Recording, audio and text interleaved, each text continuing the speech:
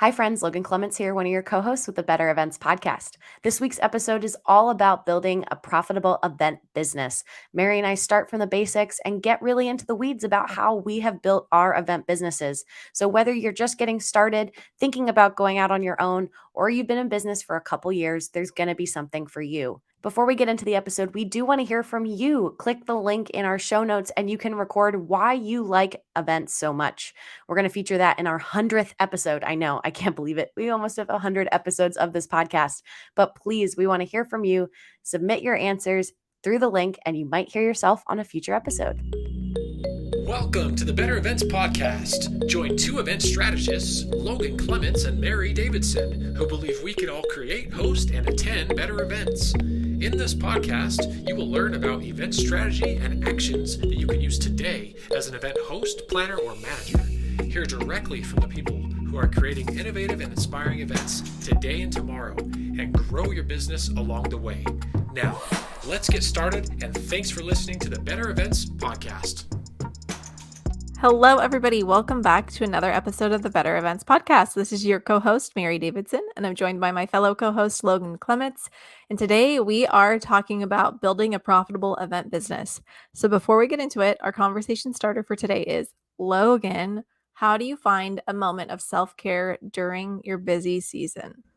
Yeah, we're getting up there, I feel like, with the spring season. So self-care for me right now has meant massages or prioritizing movement. I had another event pro sing the praises of getting a 90-minute massage versus a 60-minute massage.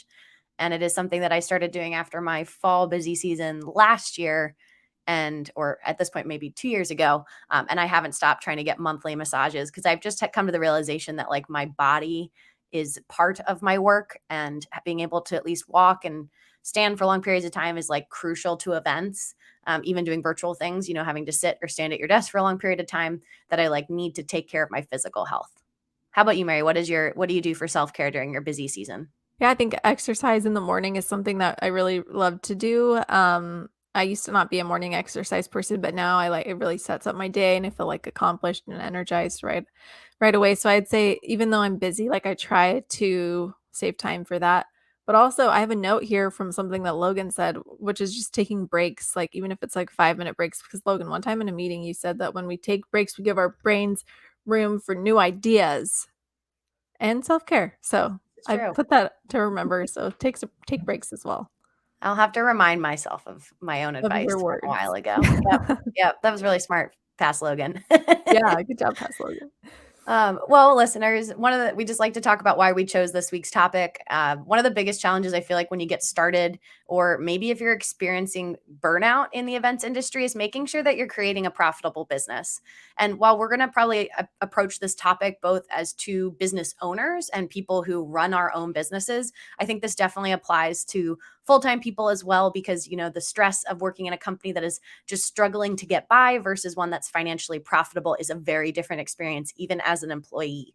So you might assume that all businesses are profitable, but Mary and I are going to break down what it even means to be profitable, how we structure our businesses, and how to handle the unexpected. So think about like costs and things that come up, because we love to plan in events, but a lot of things go not according to plan. So Mary, we love to set the scene and think really broad at the beginning, but what do we mean when we say profitable event business? I mean, yeah, when I was looking through this topic, that was also my first actual question. I'm like, what does that actually mean? So good first question. I think it just means generating like enough income to cover the expenses. So profit to me, I always think of it as like net profit. Like there's gross and there's net. And to me, it's profit is what's left over at the end. That's how I think I would interpret it. But also, I think it's like an important piece is to talk about like the revenue and the profit that you've had before then. But I think most people probably think net. I don't know. What do you think, Logan? Yeah, I would completely agree with that. I mean, the definition of profit is it's the net income you have after you take your revenue minus your expenses. So for me, it would just be that you are making money and you are not losing money. And unfortunately, I feel like it is quite common in the event industry to have businesses that are just breaking even, or maybe actually losing money. You hate to see that, but there's also different cases. I feel like when you're first starting, maybe profit, you don't need as much of a profit, or you're willing to take a loss because you're getting started. But the big thing we want to emphasize in this episode is you should be trying to get to becoming profitable, and you should be trying to do that pretty quickly in order for it to be sustainable for yourself and for your clients. So to the next question, I feel like but Mary, aren't all event businesses profitable? Why or why not?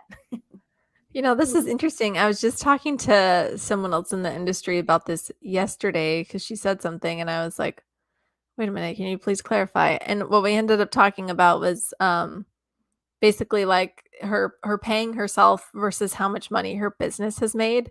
And I misunderstood it at first. So I was like, wait, what do you mean? Like basically like isn't your business profitable? Like is what I was misunderstanding. Um so I think that's a tricky question. Aren't all event businesses profitable? I mean, I think it really depends.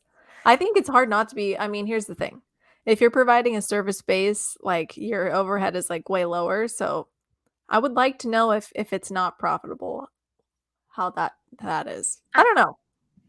Yeah, What do you think? I am firmly in the camp that uh, not every event business is profitable, because I think there is a certain level of overhead that everybody has, no matter if you're a freelancer or if you're a business with employees. There are certain costs, and when we say overhead, that means like certain fixed costs that you have to pay, and it's not necessarily associated with a particular event or client. So an example might be that you pay for QuickBooks to do your accounting, which is an accounting software, and that can be anywhere from 20 to $100 a month, and that is just to help you run your business. Or it could be that you pay for the G Suite. If you use all the Google like things, that's $5.99, which again doesn't feel very heavy per month, but that could add up. So I think there's a lot of people who might describe themselves as profitable, but if you actually got into their numbers, and I know we're going to dive more into that later, but I don't think they are profitable. And we'll see this as an example would be if you come along and you learn that there's planners or other people who are charging very low for their services. And maybe that's because they're just getting started, but often it could be that they aren't worried about being profitable. They just want the experience and they want the clients. And whether it's they live with someone else and they can rely on that other income, or they came in with a bunch of savings from their old job, or they're working full time and this is just a side hustle to them. But I feel like there's a lot of people out there that, again, I wouldn't necessarily by the numbers be profitable. Not saying it's not possible, but that happens a lot. I think that's a good point. And what you said before made me think like, well, yeah, when you're just getting started, or maybe based on your circumstance, it can be more of an investment to, I don't know, to be doing this for one reason or another. You're really investing in your resources, your time, your money. And so, yeah, maybe you're not profitable. I would say, and I think maybe we'll talk more about this as we go through other questions, but there should potentially, I guess it depends on your goals, but really like business is so much work. There should be a point when I would say that you should be profitable, or else is it really worth it? I don't know. And that's a question that you have to answer for yourself. But at some point, I hope that you can see profit.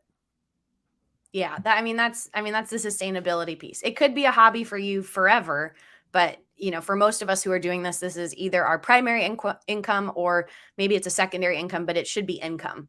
And so that Mhm. income is usually only based on if you are making a profit, because then if you have income, but then you also have a ton of costs, you're technically taking home nothing. So it can feel, I feel like if you're in a canoe and you only have one paddle instead of two paddles, so you're just going like in a circle, where it might feel like you're making progress, but you're really not going anywhere. Would you say that you currently run a profitable event business? Ooh, put me on the spot. Um, yes, I would say that I do. One thing I will also say is that I am pretty cheap. So like I like did not invest all those things like okay, well, no, yeah, all those things you mentioned like G Suite or QuickBooks or just like a lot of other things I did not get until later, until I felt like I could justify it. So I really started with like bare minimum. Just a normal Gmail email at first until I was like, "Okay, we're gonna change this." Anyway, and so for that reason, it took me a while to justify paying for things, aka my expenses were super low overhead. So yeah, it was pretty easy to be profitable. Um, That's what I'm gonna say. What about you, Logan? Do you currently run a profitable event business? Yes, today in 2023, I run a profitable event business. I would say when I started, I was similar to you, pretty lean, but I also was charging a lot less. So it was not necessarily my event part of my business when I first went freelance was not sustainable. I had to do marketing retainer clients, so people who pay me on a monthly basis to do social media marketing and other digital marketing really was what made me personally profitable, so I could pay rent and things like that. But the event business, it took a while to kind of scale up. And then I got to a tipping point where a lot of times I was incurring a lot of those costs for clients and not necessarily charging more. And that I'd been charging what I was charging before, where it was really just my time. And that same kind of thinking, Mary, where I was like, my time is just profit. It's not really, because your time could be spent on something else. So um, it has been a couple shifts that I've made in the past couple years, and we can dive into some of those as we talk. But I've also probably dropped some hints on the podcast that now I would call myself a profitable event business, and I'm much more cognizant of what costs I'm willing to take on myself and which ones I'd prefer just the client to pay out of, since I am usually much smaller than the folks that I'm working with. So Yeah. And just to kind of recap, I think if some of you have been listening to us for a while, you might know, but for those that are newer, I think this is specifically an important time to call out. Logan has been in business for how long? 6 years at this, or 6 years? no, that, yeah, 6.5. Almost 7 years. And I am at 2.5 years. And so, there's a difference between this. Also, when we talk about money, I feel like I cannot not say that my mindset has been a little different from running a business, because I have a partner who I rely on for income. And I want to say that because I think it really influences a lot of the stuff that you'll hear me say. I've had a lot more security and I've made choices accordingly. And so that's also something that I wanted to kind of point out as we talk about this. Yeah, I think that's helpful just to provide context. I mean, I had similar when I first started. I knew I had support from on the family side if get a worst case scenario and I fall flat on my face, where I could probably have asked family members for support if I had to go back to the drawing board and my business failed and I needed to do something else. So I definitely also had a very similar safety net when I was first starting, and that made it easier for me to go out on my own. But I think we're just diving more in, talking about to be profitable, it really comes into you need to know your numbers. And so that's why the whole idea for this episode is really, because I know a lot of people would be like, I'm profitable. And then if you wanted to look at their profit loss statement and actually see their costs versus what they're bringing in, you'd be like, you're actually pretty close to breaking even. And so I just want to dive into kind of some of those factors, and Mary and I can share more about our businesses and just some tips and best practices. But so I feel like the first part of profit is you got to think about your revenue and what you're bringing in. And so I feel like a common question that we get, Mary, all the time is, how do you set your pricing? And I can jump into it first, but because I just had a conversation with someone last week about this. And she was asking, how do I set pricing? And she was giving me some examples and wanting to know, is this okay? If I want to charge, $35 an hour, is that okay? Or should I charge more? And this is something that's so hard to define, because we love events because they're arbitrary, and you truly could charge $15 an hour, or you could charge $150 an hour. And that is incredibly frustrating when you are the person setting your own pricing. Now, when you're beginning and getting started and trying to get experience, you're probably more flexible to be on the lower end of that, in that $20, $30, $40 range. And then as you get more experience, you now can be more selective with what you say yes to, maybe because you're busier or you have certain degrees that you can charge more for, and you want to set it higher. But the hard part with that is there's no set number. There's no correct number, and something that feels really cheap to one client is going to feel really expensive to another client. So some of it is just learning your clientele, but a lot of it is also learning what your time is worth. And Mary and I have talked about a lot of times we'll even do project rates, because that's easier than doing an hourly rate, because then you're not incentivized. You're incentivized to work more hours to make more money. Your client's incentivized for you to work less hours so you make less money. But doing project rates can help you kind of balance maybe a little bit more your cash flow and how much money you're bringing in. We also have another friend of the pod who I know goes after certain events, and her annual revenue goals are based on how much money she would make off each event. And her goal is to make several tens of thousands of dollars events, but she only needs 4 or 5 of those and she's good. And that's how she approaches her year, is just to sign 4 or 5 really pretty substantially big clients, and then she's set. So again, it really looks different. But Mary, what would your advice be for setting pricing? I mean, I just completely agree with everything that you've said. Pricing is incredibly difficult. It's so hard to figure out. And it's hard to, yeah, I don't know. See, people don't talk about it. And then I've like recently actually had an opportunity to like accidentally see some other event proposals from people come in. Like I'll get hired by a client and I've noticed they give me access to their drive and I see other quotes. So I look at the other quotes and I'm like, wow, okay. Like it's a continually confusing for me, to be honest. And so, I mean, yeah, I don't know. What advice do I have and how do we set pricing? Um, I think the number one question is like, what are you going to be motivated to wake up every morning and do the work for? Honestly, what is that number going to be? And I think you'll attract those kinds of clients, really. Um, and so the number that I've set, I've finally learned like that it's like I don't know, fairly average, if you will. Like Logan said, there's like a lot below and a lot above. I feel like it's fairly average. But I do try to increase that pricing every year a little bit. And so I don't know if I have anything else to add except that like we understand that it's difficult if you're listening to this. It's hard to set pricing, but I would do the best that you can to see what other people in your area are charging and then what's a motivating price for you to get up and work every day. Another pro tip that I have would be you can look for certain projects in your area, get publicly bid out, like certain festivals or Mhm. like Yeah. public events that the public's invited to. So, like here in Seattle, that would be like Bumbershoot is a big music festival here that they recently just bid out. And actually, like on the Seattle.gov website, it's like their bids are publicly listed for anyone to go see. So you can go in and see how people structure their quotes. So whatever area you're in, I would look into your like local city resources because you will find some of that information publicly available versus like some of the private agencies are not going to publicly post their rates unless you're like Mary, where maybe you've gotten an eye in on the budget to figure out what to cost. And I think, or sorry, to figure out what to charge. But another way that you could also approach it is to go backwards. So sometimes we're about to talk about like how do you control your costs. So maybe you need to figure out what your costs are.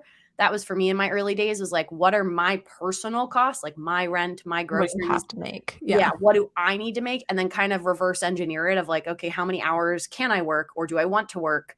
And then how do I hit that number? You know, I feel like old school thermometers of like the fundraiser, thermometer of like I have to hit the top of the thermometer and I'm good. Anything above that is just, extra gravy on top. So thinking Yeah. about like how do you control your costs as a business? I think it's a great point. I want the woo woo route. What do you want to wake up every morning and be happy about? But the reality is what you said. So I'm real glad that you said that. I will always say, and I mean, there are some people who I'm sure are going to disagree with me on this, but for me personally, like a service-based business, it's like way easier to control costs sometimes, especially if you're not incurring expenses like for the client's sake, like Logan was kind of saying, like passing on things to them versus incurring it yourself. I don't know. I think that there's lots of ways that you can control costs. I think that the time value of money, right? How valuable is your time? How if you invest in a product or software or something like that, how much time is it going to save you? I also think that something good to think about is like how many billable hours are you working? Like you're actually working, how many of those hours are billed to the client, like that you've been charging them for, versus how much is just other stuff.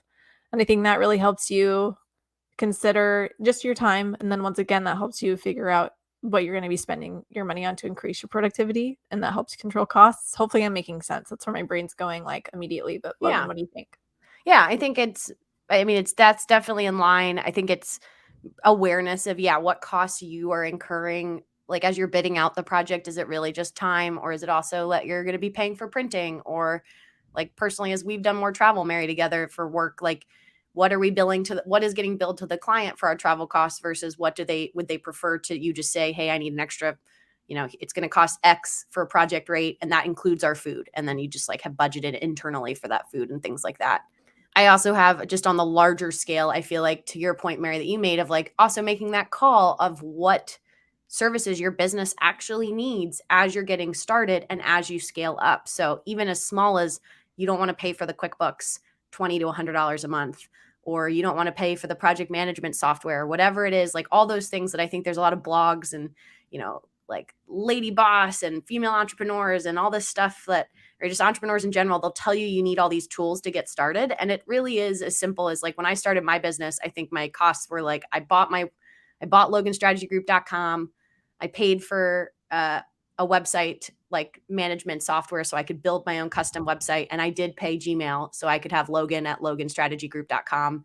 And then I think it cost me at the time I opened my business in Pennsylvania, it was like $150 or something to register my business, a one-off cost in Pennsylvania. And I remember thinking like, it shouldn't be this easy to set up a business because it was so quick and easy to do online. But like those were my like startup, that was my getting started costs. And then slowly it snowballed to something that's, much bigger than that. But I know I try on a annual basis, if not every couple months, and I have an accountant who kind of keeps me honest on this, is just revisit to figure out and make sure, like from a cash flow perspective, that my expenses are not, more than my income, especially with event work, because it's so inconsistent, where I might have a great month in January of 2022, and then all of a sudden my January 2023 month, I have a different client, so it's, much smaller, or my costs are much higher because I'm traveling somewhere versus doing it virtual. So you definitely have to be much more aware and checking on it more frequently, I think, than other like businesses in different industries. Yeah, for sure. And I think this is something that we've alluded to, but just to be clear, because this is something that confused me for a long time, is that event professionals run their businesses different, obviously. And so, like, we've been hinting at the fact that some people incur a lot of costs on behalf of their client. And I want to clarify that more, especially because I think it goes into our next question. But there are event planners who will, for example, like every vendor is booked through them and they might upcharge. They might not, I don't know. Or the rentals could even be booked through them. So like what they're charging the client is like thousands of dollars because they're covering all these expenses that are part of the event. Oh, some clients like this because you truly come in as an all-in-one solution. Everything is under you. You just do everything. Everything's billed under you. A lot of people do it this way. A lot of people say that it's a miss if you don't do it this way. Like that has been told to me multiple times because you're gaining more revenue because you're upcharging on these things. If you go to a catering company and the catering company is providing the rentals, they're probably upcharging you. So like they're doing that. And so that's just one like thing I wanted to call out. And some of you listening might do this or might have heard about this. I don't do that, Logan. I don't think you really do that. Maybe like to some extent sometimes, but I like say explicitly in my contracts that all costs must go through the client because I don't want the risk. That's really what it comes down to, is the risk and the cash flow. Makes me nervous. I don't want to. So that's me. Who knows what will happen in the future, but that's something that I think is important to dive into a little bit more. Yeah, then that's just one way to kind of do it. But yeah, that like for example would be that your lighting could cost $5,000, and if you are upcharging for it, maybe you charge the client $6,000, but then you as the business are responsible for paying $5,000 of that $6,000 to the lighting company. And so like when Mary says cash flow, it's you usually then have to pay that, your client needs to pay you a deposit, you then pay that to the lighting company. You're in charge of making sure the lighting company gets paid, versus if you guys are billed separately all to the client, then you're a little bit more siloed. And then your costs are much, much lower. So there's different ways to do it. And I think thinking about like, how do you handle unexpected costs that come up in that event planning process? This is something for me where like my scope of work and my contract are so helpful for having defined things that I am saying I am responsible for. And for me, the most common like unexpected costs that I could incur as a business is usually travel related. And so often I'll either have the client book like my flights and my hotel if they're sending me somewhere, but then it's the little things like the Ubers from the airport to your hotel or your food, and just figuring out like my personal process right now is I often will bill for the flight and the hotel directly to the client because so much of that is dependent on when it's confirmed. A flight to New York right now for next week is going to be way more expensive than if I booked it 3 months ago. So that's really hard for me to estimate. And so I don't feel comfortable covering that myself. But for something like food, maybe for me and my crew or my team that's coming, that's something now that I've integrated into most of my proposals, unless the client explicitly wants me to bill them based on my actual food budget for them. A lot of my like smaller clients, it's just more paperwork for them. So they prefer me just to like estimate how much I think me and my crew need to eat. for 3 days, and I just bill that in. That is built into my budget, and then it's up to me to make sure when we're on site that we actually stick to it. And then there's little things. I feel like printing at FedEx, random $20 here, $20 there. I've learned just to put kind of some incidental padding in my project rate budgets for those very reasons, because I hate to nickel and dime someone. But at the end of the day, if we're talking about being profitable, if you just don't account for that stuff, $20 can add up a lot, especially if you're doing a lot of events and all of a sudden you don't have as much profit in your bank as you thought you did because you've had all these incidentals. I think that's really important. A lot of there's like, I guess I don't want to say a lot, like there's a handful of planners I've talked to where they are very giving of their time and resources, which I think is amazing, but they definitely are like, I'll just print it. I'll just do that. I'll just do that. And I know that they haven't accounted for all of that in um their scope. And so yeah, I think that's super important. Is also it's helpful for your client, like whether your client works for you again in the future or not. If they work with someone else, it's going to be sticker shock if you or somebody else comes and it's like, no, actually it costs this, and it does, but you just like took a whole bunch of it on and you didn't need to. So like be honest with how much things are costing you, because you should be compensated accordingly. But I agree with you. I put a little bit of buffer in there for random things like printing and other random supplies that it's just easier for me to get. Or sometimes that's when I make the call, like enough clients want clipboards, so now I'm just gonna have a bunch of clipboards, like stuff like that. And that happens occasionally too, and that's just an expense that I end up deciding is worth it over time. So And sorry yeah, to clarify though, with the printing, it's like printing a couple run of shows or a couple not like timelines posters. versus like we need to print programs for 1,000 people. Like that's a separate No. budget item. Yeah. It's more the little like checklists and things that come up where you need a reserved sign for 5 seats that you're like, oh, I'll just print that, because it does add up. And I know we're getting close to time, but I did want to touch on the T word of taxes, because we are close to that tax season. April's fast approaching.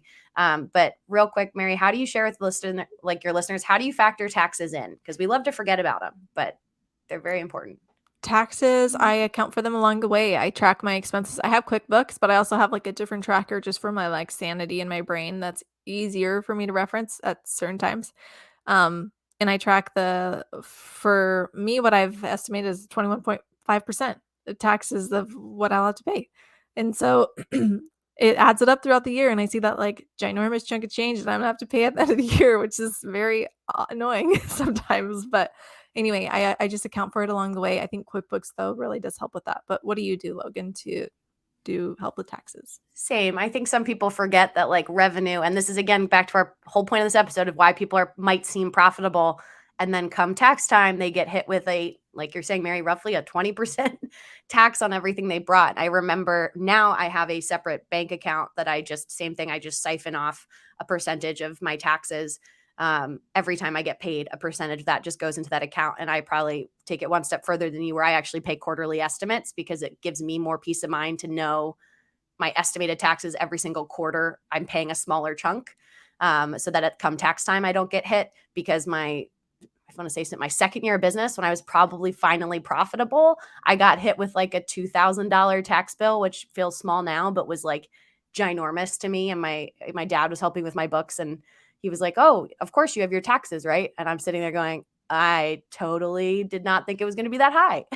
And it was a very stressful time, and I've never wanted to feel that way again. So I definitely, no matter if you're a freelancer or a full grown business, I would make sure that you have that factored in. And when we talk about knowing your numbers, like making sure that's a part of the equations for how much you need to charge, because everybody's got to pay taxes. So don't forget about it. Thanks, Logan. And great conversation today. This is Yeah, I think we could talk more about this. We could dive yeah. further. I Yeah. feel like there's definitely a part 2. Listeners, send us their questions if you wanted us to dive more into anything. But just know, if you're not profitable yet, that's okay. Just know there should be a yet, and you should be aiming for becoming profitable. But that brings us to the end of our episode. Mary, you have our bonus tip this week.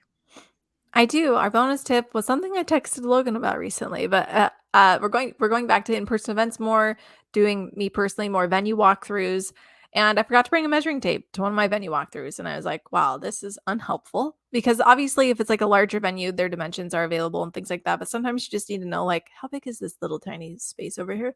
And I didn't bring a measuring tape. So bring a measuring tape to your venue walkthroughs. And pro tip, if you can get what do you call it, Logan? Like an electronic one? What do you call it? Electronic It's like measuring tape? a laser one that I had a production Laser. person company came in and Laser. used, and he was like, "Oh, you want to see how tall the ceilings are?"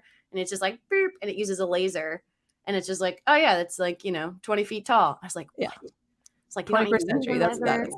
Yeah, Love it. amazing. That is Um, our bonus tip for today. Yes. Thank you, Mary. That brings us to the end of the episode. You can follow us on Instagram, Facebook, Twitter, and LinkedIn at Better Events Pod.